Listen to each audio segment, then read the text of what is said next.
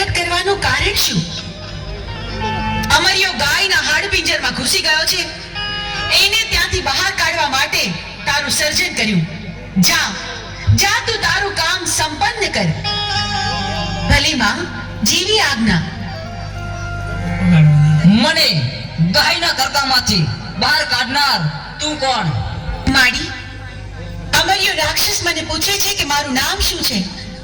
મારે શું જવાબ આપવો એને માં? તને અમે અમારા અંગના મેલમાંથી બનાવી, એટલે તારું નામ મેલડી. તું માં મેલડીના નામથી જગતમાં પ્રસિદ્ધ થઈશ.